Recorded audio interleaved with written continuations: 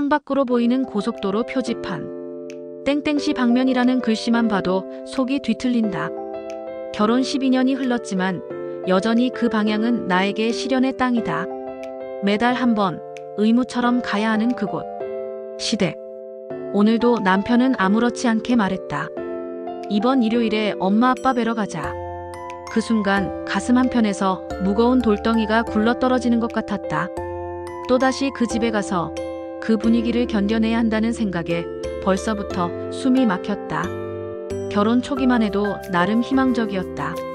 시어머니께서 처음 만났을 때 따뜻하게 맞아주셨고 우리 며느리라며 자랑스러워 하시는 것 같았다. 하지만 시간이 흐를수록 그 따뜻함 뒤에 숨겨진 기대와 요구들이 서서히 모습을 드러냈다. 첫째가 태어났을 때였다. 산후조리원에서 나와 친정에서 몸조리를 하겠다고 했을 때 시어머니의 표정이 순간 굳어지는 것을 봤다. 우리가 해주겠다는 말씀에 정중히 사양했더니 그때부터 뭔가 달라지기 시작했다. 요즘 며느리들은 참 편하게 산다는 말씀을 몇 번 들었는지 모른다. 친정 어머니와 비교하며 옛날에는 시집와서 바로 시부모님 모시고 살았는데 라는 말씀도 귀에 못이 박히도록 들었다. 둘째가 태어나고 나서는 더했다. 아이들 키우느라 정신없는 나에게 엄마 노릇을 제대로 해야지라는 말씀을 하실 때면 나는 과연 무엇이 제대로 된 엄마 노릇인지 혼란스러웠다. 밤새 아픈 아이를 돌보고 새벽에 일어나 도시락을 싸고 직장일까지 병행하는 내가 부족하다는 건지. 우리 집 분위기와 시댁 분위기는 정말 달랐다. 친정에서는 딸이든 아들이든 상관없이 집안일을 함께 했다. 아버지도 설거지를 하시고 오빠도 청소를 했다. 명절이면 남자들도 당연히 부엌일을 거들었다. 하지만 시댁은 달랐다. 며느리는 당연히 부엌일을 해야 하고 아들들은 거실에 앉아서 TV를 보거나 담소를 나누었다. 시누이가 와도 마찬가지였다. 오히려 시누이는 손님 대접을 받았다. 같은 며느리인 시누이의 남편조차 아무것도 하지 않는 것을 보며 이 집의 불문율을 깨달았다. 우리 아들 힘들게 하지 마라는 시어머니의 말씀을 들을 때마다 나는 도대체 누가 더 힘든 건지 묻고 싶었다. 회사에서 야근하고 와서도 아이들 씻기고 재우고 주말에도 집안일에 육아까지 병행하는 내가 더 힘든 것 같은데 이번 주는 유독 힘들었다. 아이들 개학 준비로 연일 바빴고 회사 업무도 폭주했다. 몸살기까지 있어서 몸이 천근만근이었다. 그런데 또다시 다가온 일요일, 시댁 방문 일정. 남편이 의외의 말을 했다. 이번엔 나랑 애들만 갈까? 당신 쉬어. 순간 귀를 의심했다. 12년 만에 처음 듣는 말이었다. 물론 이전에도 몇 번 빠진 적은 있지만 그때마다 시어머니의 서운한 표정과 돌아와서 듣는 잔소리가 부담스러웠다. 하지만 이번엔 정말 한계였다. 그래, 고마워. 정말 피곤해서.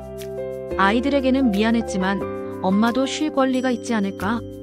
매달 의무처럼 가는 시댁 방문에서 하루 정도는 면제받을 수 있지 않을까? 남편과 아이들이 나간 후 집은 고요했다.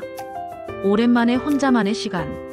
밀린 빨래를 하고 책도 읽고 따뜻한 차 한 잔을 마시며 정말 오랜만에 여유를 느꼈다. 이런 게 힐링이구나 싶었다. 하지만 그 평화로운 시간은 오래가지 않았다. 저녁 무렵 남편과 아이들이 돌아왔다. 남편의 표정이 좋지 않았고 둘째 아이가 와서 말했다. 엄마, 할머니가 엄마는 왜 안 왔냐고 물어봤어. 아빠가 쉬라고 해서 집에 있는다고 했더니 할머니가 쉬라고 한다고 쉬냐. 그래도 와야지라고 하시면서 인상을 쓰셨어. 그 뒤로 계속 분위기가 안 좋았어. 아이의 말을 듣는 순간 가슴에서 뭔가 확 치밀어 올랐다. 짜증, 분노, 억울함이 한꺼번에 밀려왔다. 한 달에 한 번도 못 가나? 며칠을 안 간 것도 아니고 고작 한 번 빠졌다고 저런 식으로 반응하시다니. 생각해보니 더 화가 났다. 시어머니의 친아들들, 즉 남편의 형제들은 한 달에 한 번도 안 온다. 명절 때나 얼굴을 비치는 정도인데 그들에 대해서는 바쁠 텐데 뭐라며 이해하시면서 왜 며느리에게만 이런 기준을 적용하시는 걸까? 시누이도 마찬가지다. 결혼하고 나서는 더더욱 뜸해졌지만 시어머니는 딸은 시집가면 남의 집 사람이라며 오히려 시누이를 더 챙기신다. 오면 손님처럼 대해주시고 안 와도 이해해주신다. 그런데 며느리인 나에게만은 왜 이런 의무감을 강요하시는 걸까? 내가 시집 온 게 아니라 이 집 식구가 된 건데 왜 항상 외부인 취급을 받는 걸까? 남편이 시어머니께 설명을 했다고 한다. 내가 얼마나 피곤했는지, 요즘 얼마나 힘들었는지를 말씀드렸더니 이해해 주셨다고. 분위기도 풀렸다고. 하지만 나는 더 허탈했다. 그게 설명하고 풀릴 일인가? 며느리의 사정을 이해하는 게 그렇게 어려운 일인가? 왜 항상 며느리의 모든 행동에는 설명과 해명이 필요한 건가? 12년 동안 한 번도 빠짐없이 갔던 며느리가 몸이 아파서 하루 쉬겠다는데 왜 그런 반응을 보이시는 건지 이해할 수 없었다. 그리고 그것을 설명으로 해결하려는 남편의 태도도 답답했다. 시댁에 가면 나는 손님이 아니다. 딸도 아니다. 그냥 일하는 사람이다. 도착하자마자 앞치마를 메고 부엌으로 향한다. 시어머니와 함께 식사 준비를 하고 설거지를 하고 뒤정리를 한다. 남편과 시아버지는 거실에서 TV를 보시거나 이야기를 나누신다. 아이들은 할아버지, 할머니와 놀거나 TV를 본다. 오직 나만 계속 움직인다. 우리 며느리가 참 부지런해요라는 시어머니의 말씀은 칭찬이 아니라 당연함의 표현처럼 들렸다. 며느리는 부지런해야 하고 일해야 하고 집안일을 도맡아 해야 하는 존재라는 전제가 깔려있는 것 같았다. 가끔 시누이가 와서 가만히 앉아있는 것을 보면 더 화가 났다. 같은 여자인데 같은 이 집안 사람인데 왜 나만 일해야 하는 걸까? 시누이는 손님이고 나는 하인인 건가? 더 견디기 힘든 건 아이들을 대하는 태도였다. 시어머니는 아들인 남편에게는 한없이 관대하시다. 우리 아들 힘들 텐데라며 항상 편을 들어주신다. 하지만 나에게는 다르다. 엄마가 그러면 안 되지라는 식의 잔소리가 많다. 아이들 앞에서도 엄마한테 혼나겠다는 식으로 말씀하신다. 마치 내가 아이들에게 나쁜 사람인 양. 아이들도 차츰 그 분위기를 느끼는 것 같다. 할머니 집에서는 할머니 말씀을 더 잘 듣고 집에 와서는 할머니는 이렇게 하라고 했는데 라는 말을 하기 시작했다. 결혼 12년이 지났지만 나는 여전히 며느리다. 이름이 있지만 며느리로 불린다. 나이가 있지만 항상 아래 사람 취급을 받는다. 시아버지가 부르실 때도 그렇다. 며느리야라고 부르시면서 이것저것 시키신다. 물 가져다 달라, 뭐 가져다 달라. 남편은 이름을 불러서 정중히 부탁하시는데 나에게는 명령조다. 너 누구 불러? 라고 남편이 시아버지께 따지는 것을 본 적이 있다. 시아버지가 남편을 야라고 부르셨을 때였다. 그때 시아버지는 미안하다며 웃으셨다. 하지만 나에게는 계속 며느리하다. 남편이 뭐라고 하지도 않는다. 그게 당연한 건 줄 안다. 그래서 가끔 복수를 꿈꾼다.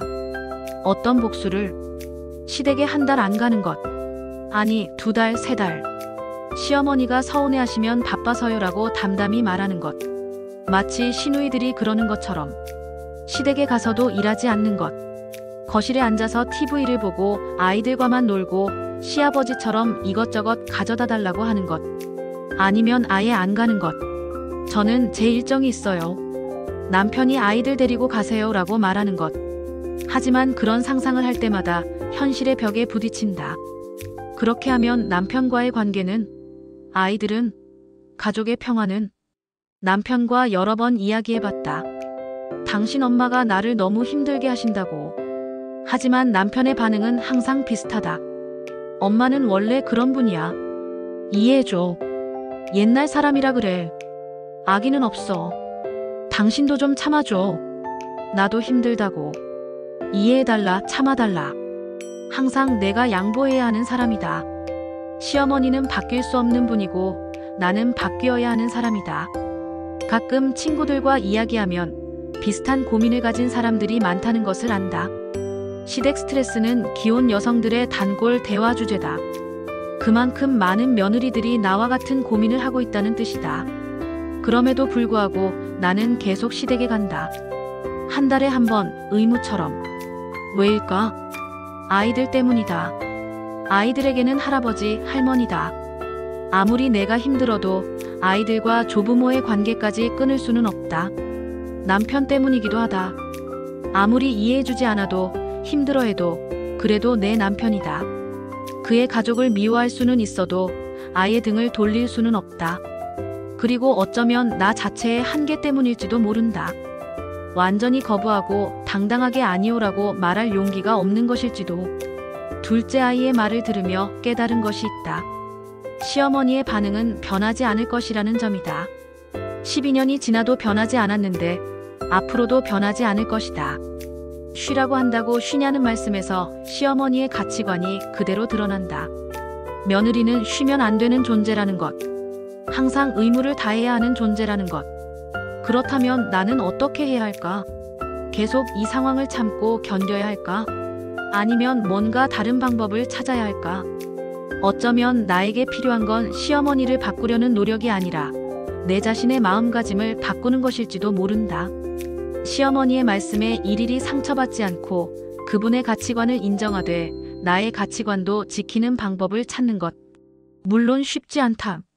12년 동안 쌓인 상처와 분노가 하루아침에 없어지지는 않을 것이다. 하지만 계속 이런 식으로 스트레스 받으며 살 수는 없지 않을까? 친구 하나가 조언해준 말이 생각난다. 시댁은 내가 바꿀 수 없어. 내가 바꿀 수 있는 건 너의 반응뿐이야. 무엇보다 아이들을 생각하게 된다. 내가 시어머니께 당하는 모습을, 항상 참고 양보하는 모습을 보여주는 게 옳은 걸까? 딸아이가 훗날 결혼해서 나와 같은 상황에 처했을 때 엄마도 그렇게 살았으니 너도 참아야 한다고 말해야 할까? 아들이 커서 장가를 갔을 때 며느리에게 나와 같은 기대를 해도 되는 걸까? 아이들에게 보여주고 싶은 건 참는 엄마가 아니라 당당한 엄마다. 자신의 권리를 지킬 줄 알고 부당한 일에는 아니오라고 말할 수 있는 엄마. 벌써 결혼한 지 12년이다. 시댁과의 관계도 12년째다. 처음에는 좋아질 거라고, 시간이 지나면 이해해 주실 거라고 믿었다. 하지만 시간만으로는 바뀌지 않는다는 것을 알았다. 오히려 시간이 지날수록 더 굳어지는 것들이 있다. 서로에 대한 선입견, 고정관념, 역할에 대한 기대들. 이미 형성된 관계의 패턴을 바꾸기는 더욱 어려워진다. 그렇다면 나는 언제까지 이런 관계를 유지해야 할까? 시어머니가 돌아가실 때까지? 그건 너무 소극적인 방법 같다. 주변을 보면 시댁과 잘 지내는 며느리들도 있다. 그들의 비결이 뭘까? 어떤 친구는 나는 처음부터 선을 그었어. 할 수 있는 것과 할 수 없는 것을 확실히 했지라고 했다. 또 다른 친구는 시어머니 스타일에 맞춰주되 내 스타일도 관철시켰어라고 했다. 하지만 각자의 상황이 다르다. 시어머니의 성격도 다르고 남편의 태도도 다르고 가정 환경도 다르다. 남들이 성공한 방법이 나에게도 맞는다는 보장은 없다. 생각해보니 나는 시어머니와 어떤 관계를 원하는 걸까? 친구 같은 관계. 그건 현실적으로 어렵다. 세대 차이도 있고 가치관의 차이도 크다. 최소한 서로를 인정하는 관계는 어떨까? 내가 며느리로서의 의무를 다하는 대신 시어머니도 나를 하나의 독립적인 인격체로 인정해 주시는 관계. 억지로 사랑할 필요는 없다. 하지만 최소한의 존중은 있어야 하지 않을까? 쉬라고 한다고 쉬냐는 말씀 대신 피곤하겠구나, 푹 쉬어라라는 말씀을 들을 수 있다면. 오늘 밤 아이들을 재우고 나서 혼자 생각에 잠겼다. 12년 동안 참아온 것들, 상처받았던 것들, 화났던 것들이 주마등처럼 스쳐 지나간다. 복수하고 싶은 마음도 여전하다. 하지만 복수로는 아무것도 해결되지 않는다는 것도 안다. 오히려 관계만 더 악화될 뿐이다. 그렇다면 나는 어떻게 해야 할까? 우선 내 마음부터 다스려야겠다. 시어머니의 말씀 하나하나에 상처받지 않도록. 그분의 가치관을 바꾸려 하지 말고 그냥 받아들이되 나의 가치관도 지키도록. 그리고 남편과 더 많은 대화를 해야겠다. 내 마음을 더 솔직하게 표현하고 함께 해결책을 찾아보도록. 무엇보다 아이들에게는 당당한 엄마의 모습을 보여주고 싶다. 무조건 참는 엄마가 아니라 자신의 권리를 지킬 줄 아는 엄마. 시댁이라는 이름의 무게는 여전히 무겁다. 하지만 그 무게에 짓눌려 살 수는 없다. 나도 내 아이들도 더 나은 관계 속에서 살 권리가 있다. 오늘도 그 방향을 보면 속이 울렁거린다. 하지만 언젠가는 그 방향을 담담하게 바라볼 수 있는 날이 올 것이다. 그날까지 나는 나의 방식으로 견뎌내고 변화를 만들어갈 것이다. 결혼 12년 차, 며느리 12년 차. 이제는 나를 위한 시간이다.